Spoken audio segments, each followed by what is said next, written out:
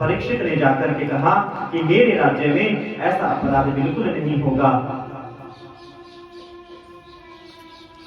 काल पुरुष ने कहा कि मैं भी तुम्हारी शरण में आया हूँ। राजा का कर्तव्य होता है कि शरण दे।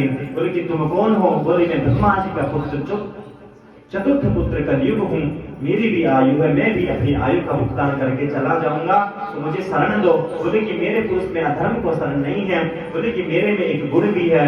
बोले कि कौन सा? बोले कि कलयुग केवल नाम मेरे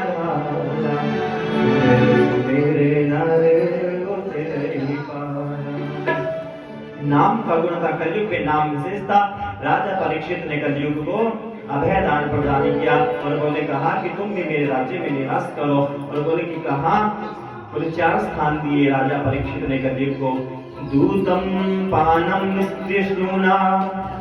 दूतम बोले जहाँ पे जुआ खेला जाए वहां पर तुम्हारा वास होगा, जहाँ मदिरा पान हो वहां पर कलयुग का वास होगा, जहाँ पे स्त्री गमन हो पर स्त्री गमन वहां तुम्हारा वास होगा, और हिंसक जहाँ पर जीव हिंसा की जाए वहां कलयुग का वास होगा। कलयुग ने कहा राजन आपने तो बहुत कम स्थान दिया, एक स्थान मुझे अपने मन से दो। बोले कि मुझे स्वर्ण में स्थान दो। दूतम पानम स्त्रिय सुनाम यत्र धर्माश्चतुर्विधा पुनश्च याजमानाय जातरूपम मदात् प्रभु। तो 500 स्थान स्वर्ण में दिया। स्वर्ण में कहा राजा ने जाओ तुम्हारा स्वर्ण में स्थान होगा। बोले कौन से स्वर्ण में? बोले जो अधर्म से कमाए हुआ सोना होगा वहां कलयुग तुम्हारा वास होगा। कलयुग जाकर के राजा परीक्षित के सर पर विराजमान हो गया। तो राजा परीक्षित के सर पर विराजमान होते ही बोले कि जब पाप सर पर विराजमान होता है जीव के, तो सबसे पहले वो संत और ब्राह्मणों का और भगवान का अपराध करने लगता है। तो राजा परीक्षित के सिर पर कलयुग बोले कि दूतम पानम स्त्रीशूनाम हिंसा। जब कलयुग विराजमान हुआ तो सबसे पहले उसने जाकर के ऋषियों का अपमान किया। समीक ऋषि की कुटिया में पधारे, दिग्विजय के लिए बैठे, यात्रा में भूख प्यास लगी। बोले समीक ऋषि के यहाँ जल की व्यवस्था होगी। समीक ऋषि ध्यान मग्न थे, नहीं देखा राजा परीक्षित पधारे हैं। और राजा परीक्षित ने क्रोधवश सोचा कि मेरा अपमान हुआ, जो संत ने मुझे, महर्षि ने मुझे जल की नहीं पूछी, ना आसन पूछा, ये क्या ढोंग कर रहे हैं, क्या तपस्या कर रहे हैं, मेरा अपराध क्या है, इन्होंने एक राजा का अपराध किया है। राजा परीक्षित ने समीप में पड़ा हुआ एक मरा हुआ सर्प उठाया और राजा समीप के गले में डाल दिया और यहीं से कलयुग प्रारंभ हुआ। बोले संत का अपमान किया। श्रृंगी ऋषि उधर कोसी की नदी के तट पर खेल रहे थे। श्रृंगी ऋषि को पता चला कि राजा ने मेरे पिता का अपमान किया है, वो जाकर के श्राप दे दिया। कोसी की नदी का जल हाथ में लिया और बात बच्चे बरसते हुए कहा इति लंघित मर्यादम तक्षके सप्तमे मणि लोहितो संकुलं। बोले हे राजन तुमने मेरे पिता का अपमान किया है, मैं तुम्हें श्राप देता हूँ। जिस तरफ से तुमने मेरे पिता को अपमान किया, आज से 7वें दिन यही तक्षक आकर तुम्हारा दंशन करेगा और तुम मृत्यु को प्राप्त हो जाओगे। समीक ऋषि को पता चला। बोले श्रृंगी पुत्र तुमने ये क्या किया? एक राजा को, धर्मात्मा राजा को श्राप दिया है, जाओ राजा को सूचना दिलवाई जाए। राजा को सूचना दिलवाई गई और कि तुम्हें श्राप लगा है, तुम इसका यजन करो और जाकर के आज से 7वें दिन तुम मृत्यु को प्राप्त हो जाओगे। तक्षक आएगा तुम्हारा दंशन करेगा और तुम मृत्यु को प्राप्त हो जाओगे। राजा परीक्षित को पता चला, अपने पुत्र जन्मेजय को राज तिलक दिया। पांडवों के बाद राजा परीक्षित जी वहां के उत्तराधिकारी हुए। परीक्षित के बाद अब पुत्र जन्मेजय को कार्यभार सौंपा। राजा परीक्षित अपने पापों का शमन करने के लिए संतों की शरण में गए। बोले जिनका अपमान किया जाए उनकी ही शरण ग्रहण करनी चाहिए। संतों के पास गए, अनेक ऋषियों के पास गए।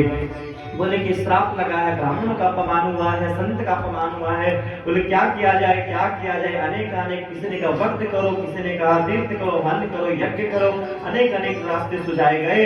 फिर इतने में ही कहा, इतने में ही क्या हुआ? श्री व्यास नंदन श्री सुखदेव जी महाराज का प्राकट्य हुआ। उसी सुखदेव जी महाराज प्राकट्य हुआ। सभी ने श्री सुखदेव जी महाराज को प्रणाम किया। बोले श्री सुखदेव जी महाराज की जय। 16 वर्ष के सुखदेव जी महाराज वहां पर प्रकट हुए और सभी संतों ने, ऋषियों ने, ब्राह्मणों ने, राजा परीक्षित ने दंडवत प्रणाम किया और कहा, राजा सुखदेव जी से राजा परीक्षित को कहा, यही श्री सुखदेव मुनि तुम्हें श्रीमद् भागवत की कथा श्रवण करा करके तुम्हें अभय वर प्रदान करेंगे और मोक्ष को प्राप्त कराएंगे। नमः पार्वती पते हर हर महादेव।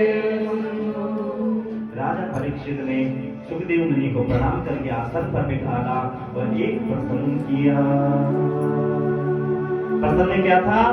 सबसे पहला प्रश्न था कि हे सुखदेव, हे गुरुजी, हे सुखदेव मुनि, जिस व्यक्ति की मृत्यु 7 दिन में हो उसे क्या करना चाहिए, और जो मरने वाला हो उसे क्या करना चाहिए?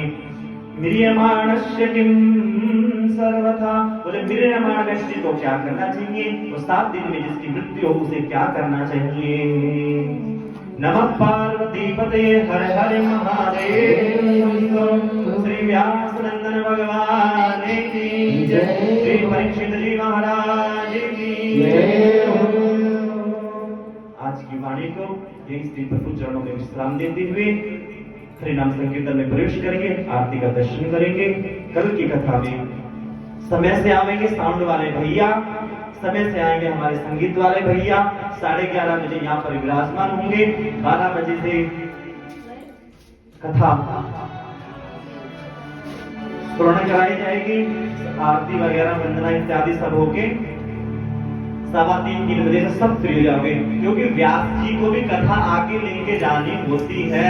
इस बात को भी ध्यान में रखो। तुम्हें बांधे के ना बैठाया जाओ कि बांधे के बैठो, और कथा भी लेके जानी है, समय भी देखो है, अच्छी बात है।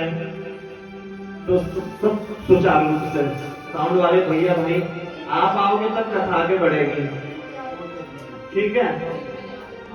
और साउंड वाले भैया की निगरानी ये करेंगे सारे वक्ता, बोले कि साउंड वाले ना पूछे, साउंड वाले ना पूछे।